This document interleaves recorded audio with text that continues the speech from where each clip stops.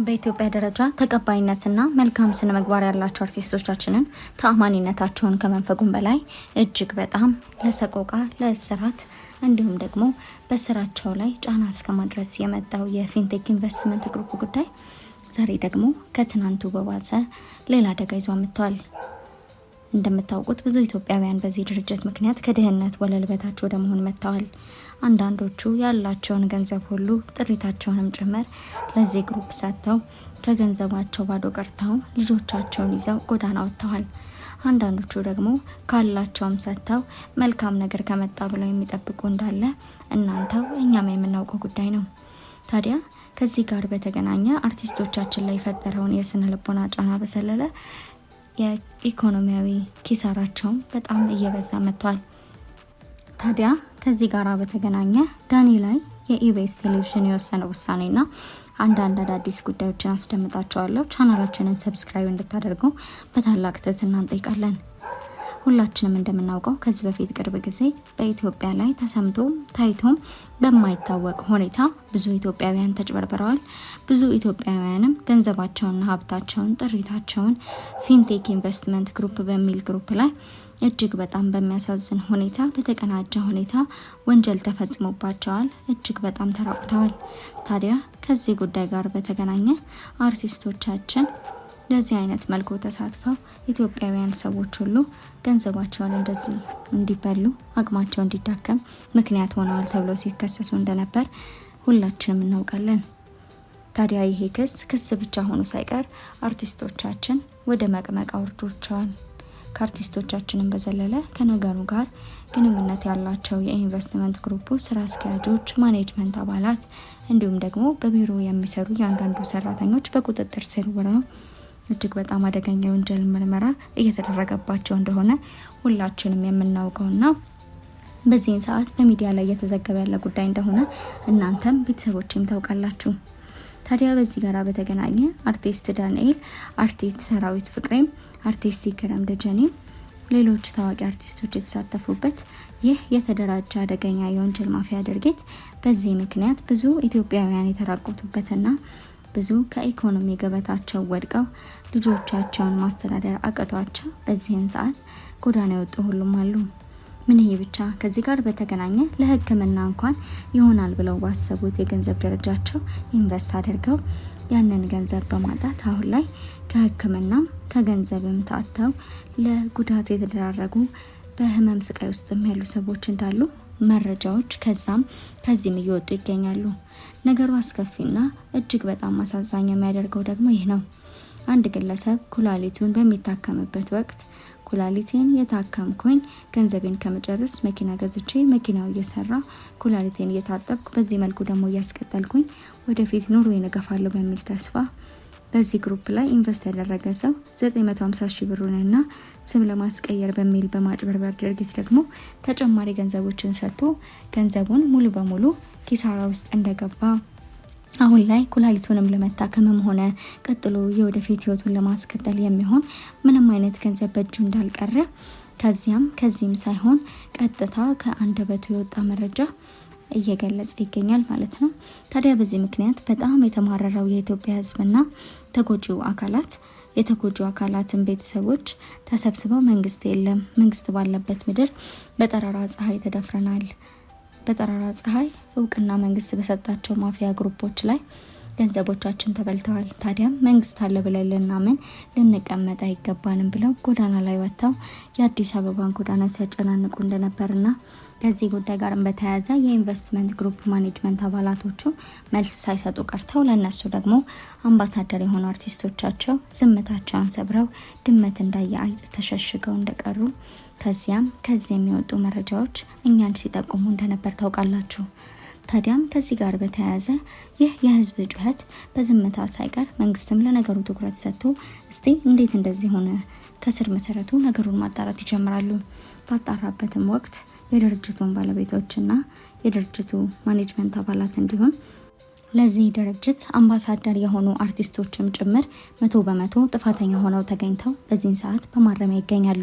በማረሚያ መገኘት ብቻ ሳይሆን የዋስ መብት ሁሉ ተከልክለው እንዳይንቀሳቀሱ ተደርገው ተጠፍረው ታስረዋል። ታዲያ ነገሩ እንደዚህ በሆነበት ሁኔታ አርቲስት ዳንኤል ስፖንሰር ተደርገው ለዚህ ድርጅት አምባሳደር ከሆኑ ሰዎች መካከል አንደኛውና ስመጥሩ ነው። ሁላችንም እንደምናውቀው አርቲስት ዳንኤል በኢቢኤስ ቴሌቪዥን ላይ ተቀጥሮ ስራ መስራት ከጀመረ ጥቂት ወራታትን ወደፊት እንደገፋ ታውቃላችሁ። ታዲያ በዚህ ፕሮግራም አቅራቢነት እጅግ በጣም ተወዳጅነትን ከማትረፉ በተጨማሪ ብዙ ኢትዮጵያውያን በደንብ አድርገው ይመለከቱታል። ስለርሱም ብዙ ይጻፋል፣ ብዙ ይባላል። እንዲሁም ጎበዝ ቴሌቪዥን አቅራቢ ነው፣ ስራውም ይህ ነው፣ ጋዜጠኝነት በእርሱ ይሄዳል ብለው በቅጽል ስም እያሞካሹ ያሞጋግሱታል። ታዲያ ይህ አርቲስት ለዚህ ድርጅት ከዚህ ታዋቂነትና ከዚህ ከህዝብ ተቀባይነት የተነሳ አምባሳደር ሆኖ ህዝብን ሲያነሳሳና ቶሎ ህዝቡ ገንዘባቸውን ከፍለው መኪናቸውን መረከብ እንደሚችሉ ብለው ያለውን የውሸት ወሬ በመንዛት ህዝቡ ወደ ስህተት መንገድ ሄዷል። በዚህ ምክንያት ደግሞ ይህ ግለሰብ ተጠያቂነት ውስጥ ይገባል የሚለው ሁላችንም ዘንድ ሲጠበቅ የነበረ ወደ ተግባር ተለውጦ በዚህ ሰዓት በስር ላይ ይገኛል። አርቲስት ዳንኤልና ሌሎች አርቲስቶች ታስረው በዚህ ሰዓት ያለውን ጉዳይ በጥበቃቸው አማካኝነት እየተከታተሉ ቢገኙ ታዲያ ይህ ጉዳይ አላሳረፈንም፣ ይህ ጉዳይ ወዴት ደረሰ የሚል የተጎጂ አካልና የተጎጂ ቤተሰቦች የሚያቀርቡት ተደጋጋሚ ጩኸት መንግስትን መቀመጫ እንዳሳጣው ነገሮች በደንብ አድርገው እያመለከቱ ያለ ይመስላል። በዚህ ምክንያትም እጅግ በጣም መንግስት ግራ እንደተጋባና እጅግ እንደተጨነቀ ለውሳኔም ደግሞ እጅግ እንደተቸገረ ከዚህም ያሉ መረጃዎች በደንብ አድርገው እየጠቆሙ ይገኛሉ።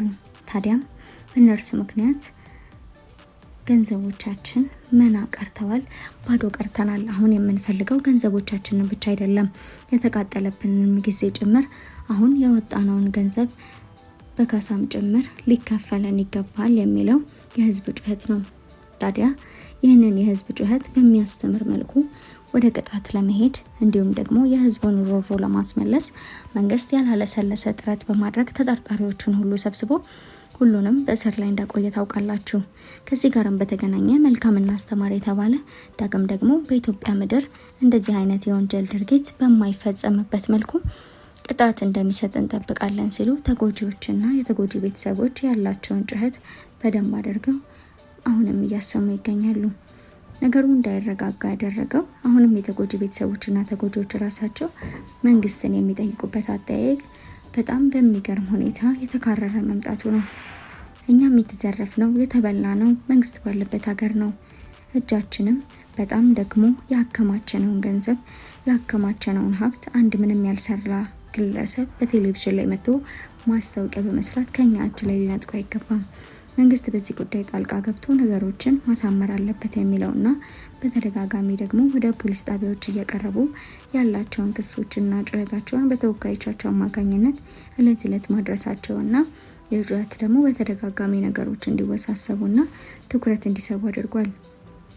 ታዲያ ከዚህ ጋር በተገናኘ በኢቢኤስ ቴሌቪዥን በቅርብ ጊዜ የተቀጠረውና ስራ የጀመረው አርቲስት ዳኒ የጀመረውን ስራ በደንብ አድርጎ በሚያስቀጥልበት ወቅት በእንደዚህ አይነት ከባድና አስቸጋሪ ፈተና ውስጥ በመግባት ነገሮች ካሰቡት በላይ ሆነው ለቁጥጥር ከባድ በሆነ አቅጣጫ እርሱም ደግሞ ሲናገር እኔ በፍጹም ባሰብኩት መልኩ ነገሮች እየመጡ አይደለም፣ በዚህ መልኩ የኢትዮጵያ ህዝብ ይጎዳል ብዬ ባላስብም አሁን ግን ምንም ብናገር የሚያምነኝ ሰው አይኖርም። ስለዚህ የመጣውን ምንም ቢሆን ምንም በጸጋ ከመቀበል ውጪ አማራጭ የለኝም እያለ በሚያሳዝን መልኩ ከራሱ አንደበት ያለውን ሀሳብ ሲናገር ያደመጠ ሁሉ እጅግ እያዘነለት ይገኛል። ታዲያ በቅርቡ ወደ ስራ እንዲገባ ያደረገው የኢቢኤስ ቴሌቪዥንም አሁን ካለው ወንጀል ጋር ተያይዞ በምን አይነት መልኩ እዛ እንደሚቆየና በምን አይነት ጊዜ ወደ ፍርድ አቅጣጫ እንደሚመጡ ስለማይታወቅ የቴሌቪዥን አቅርቦት ፕሮግራሙ ሂደትም እንዳይስተጓጎል ከእርሱ ጋር ያለውን ውል ሊያቋርጥ ይችላል የሚለው ከዚህም እየወጡ ያሉ መረጃዎች በደንብ አድርገው ፍንትው ተደርገው እየተደመጡ ይገኛሉ።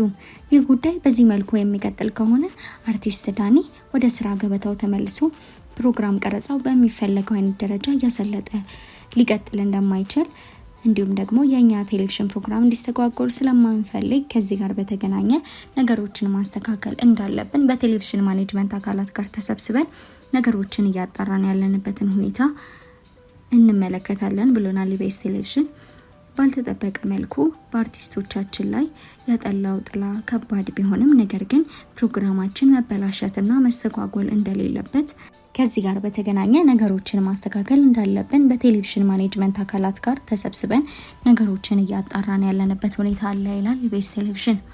ይህ ጉዳይ እጅግ በጣም በሚያሳዝን ሁኔታ ባልተጠበቀ መልኩ በአርቲስቶቻችን ያጠላው ጥላ ከባድ ቢሆንም ፕሮግራማችን ሁላችንም እናውቃለን፣ ሁላችንም እናምናለን። ይህም ጉዳይ ደግሞ በማይታመን መልኩ በመናገለግለው ህብረተሰብ ላይ የተፈጠረ ጉዳይ ስለሆነ የጉዳይ ልባት እስከሚያገኝ ድረስ ብለን ዝም ብለን ብንቀመጥ ፕሮግራሞቻችን ወደ መበላሸት እንዳይሄዱ ከዚህ ጋር ያለውን ጉዳይ ነገሮችን ለማስተካከል አዳዲስ የስራ ውሎችን ተስፋ በሚሰጥ ሁኔታ ወደፊት ልንቀጥል እንችላለን በሚል የራሳቸውን ሀሳብ ምልክታቸውንም በደንብ አድርገው ለህዝብ ይፋ አድርገዋል። ከዚህ ጋርም በተገናኘ አርቲስት ዳንኤል ምናልባት እኔ በገባሁበት ሁኔታ አውቄም ተስፋ አድርጌም ይሆናል ብዬ ባልገባም በሆነው ነገር እጅግ በጣም አዝናለሁ። ለኢትዮጵያ ህዝብም ደግሞ ይህ አይገባውም። ነገሩ እንደዚህ እንደሚከር ባላውቅም አሁን ከገባሁበት ሁኔታ በሰላም እንደወጣ ጸልዩልኝ። ከወጣው በኋላ ነገሮችን ለማስተካከል በተቻለ መጠን ጥረት አደርጋለሁኝ። እግዚአብሔርም ደግሞ ከዚህ ሁኔታ እንደሚያስወጣኝ ተስፋ አደርጋለሁ ሲል ከአንደበቱ ያደመጥነው ጉዳይ ነው። ታዲያ ከዚህ ጋር በተገናኘ ኢቢኤስ ቴሌቪዥን ምን ሊወስን እንደሚችል በቅርብ ጊዜያት ውስጥ እየተጠበቀ ይገኛል። ከዚህ ጋርም በተገናኙ ጉዳዮች አዳዲስና ወቅታዊ ነገሮችን ለእናንተ ለማድረስ እኛ በተጠንቀቅ እንዳለን እያሳወቀን ከዚህ ጋር በተገናኘ እስቲ ሀሳብ አስተያየታችሁን በኮሜንት መስጫ ሳጥን ላይ እንድታስቀምጡ በታላቅ ትህትና እያሳሰብን ይህ ጉዳይ ወዴት እያመራ ይሆን፣ በምን አይነት አቅጣጫ ይቀጥል ይሆን የሚለውን እየተከታተለን የምናስደምጣችሁ ይሆናል።